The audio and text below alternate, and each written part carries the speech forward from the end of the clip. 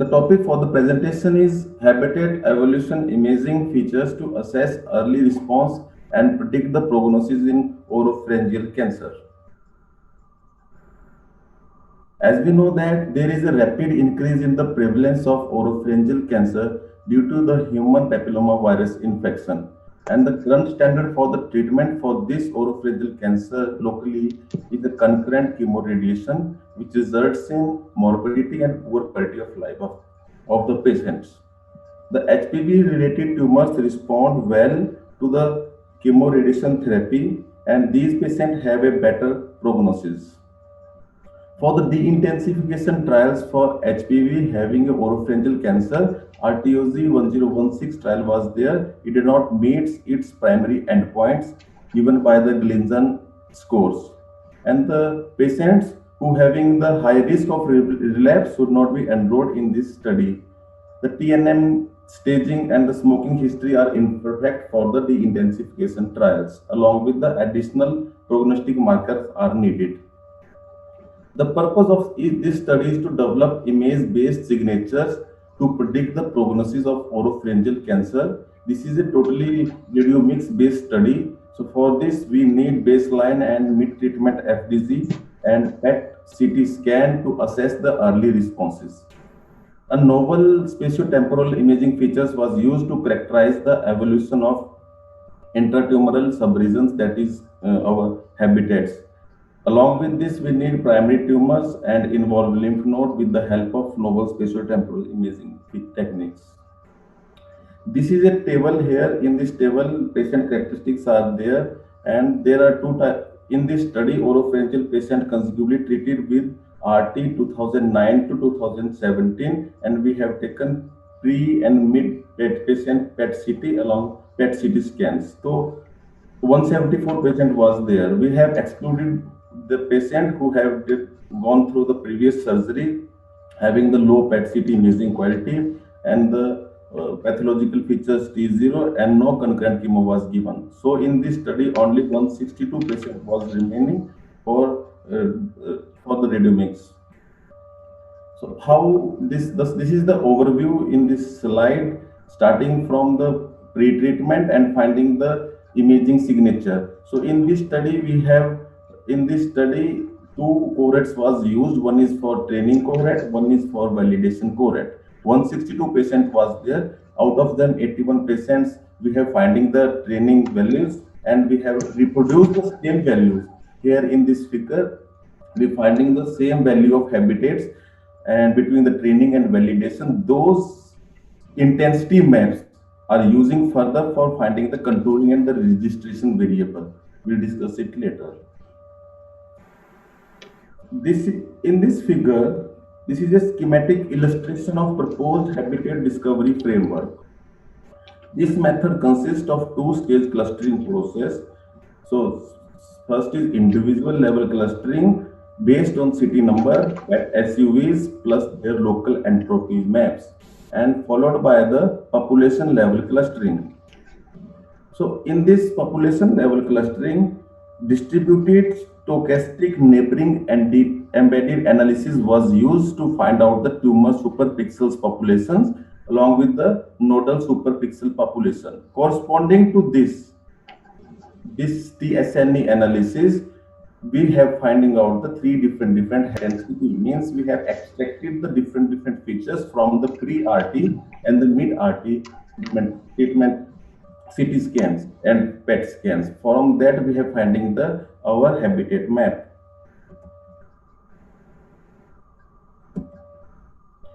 So this is a consensus matrix. Here you can see this is a consensus matrix from the different entropy and the intensity map, which is represented as a heat map for the patient.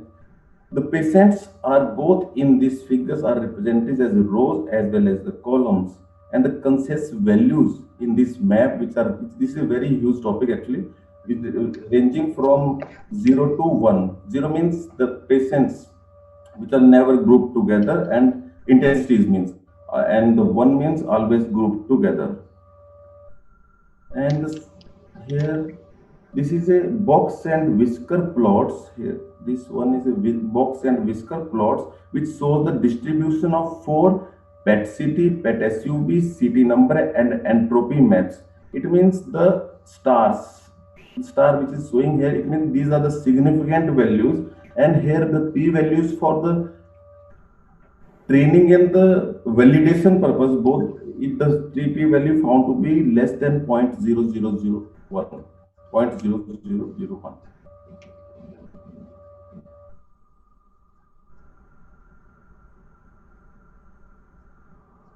This in this figure, which is showing the implementation of multi-regional spatial interaction matrix.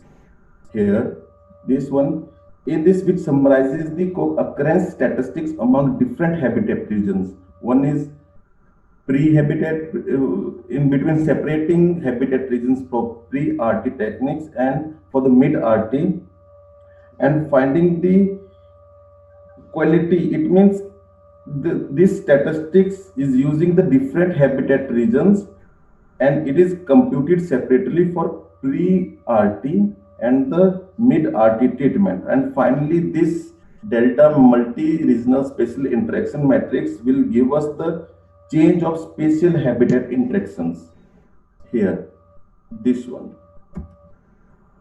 And the figure B, which shows the implementation of spatio-temporal habitat evaluation matrix, which summarizes the temporal co-occurrence statistics among spatially co-registered habitat maps, where the voxel level evaluation of habitats from baseline to mid-treatment is characterized.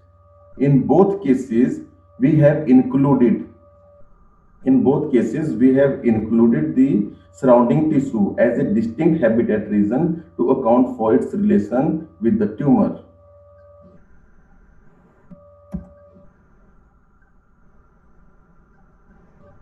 So this is a model, as already told. I have taken in this study, 81 patients was taken for training, and out of 162 and 81 for validation purposes. So as I had discussed two different algorithms, MSI and SHE. Based on that, they have made models to finding the progression-free survivals, and in this they can find out the they can extract the different radiomics features for the clinico-pathological factors also involved to find the multivariable analysis. So in this figure, this is a detailed of four habitat related features in the trained and the validation purposes. So the p values for different are found to be significant here for both the features, for both the MSI and the spatio-temporal habitat evaluation techniques.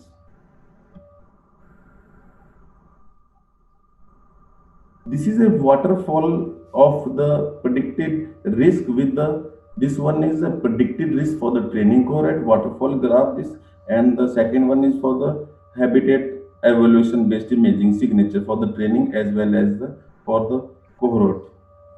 And the graph showing right hand side, which is a, here this is the area under the curve representing the predicting the 2-year progression free survival, where the patients are stratified here for the training base. Patients are stratified according to the risk score of the proposed habitat evaluation based imaging model for both as well as for the training as well as for the validation purposes.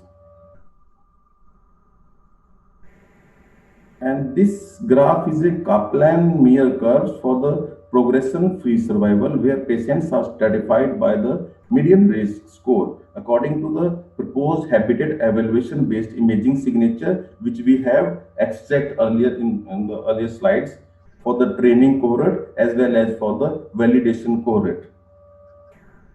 And the second one, this Kaplan-Meier graphs including the HPVs of the patient for the training cohort along with the validation. Patient is population is more in this case. And to compare,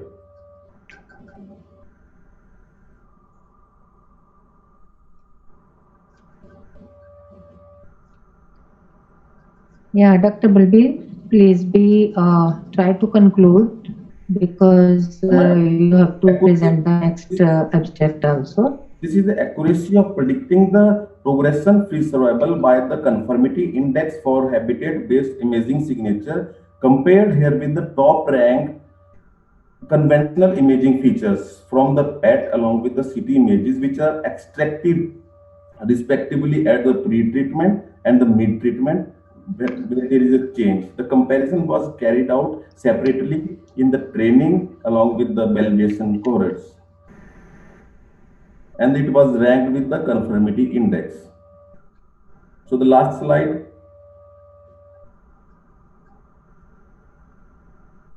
Here, as already I have told, we have finding the imaging features, means I have finding the radiomics features for the clinical histopathological feature also included, and for that we have also finding the habitat imaging signature. Here univariate we have did earlier, and multivariate features like TNM staging along with the human papilloma virus. So for that the p values of the training cohort and validation cohort are significant here.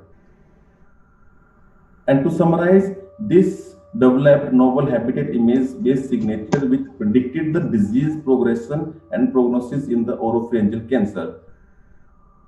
And this method are broadly applicable to the other cancers also. The limitation of this study was it is a relatively small study and using the single center patients. The future work should focus on the prospective validation and testing its utility to stratify the human papilloma virus for the de-intensification therapy of the patients. Thank you.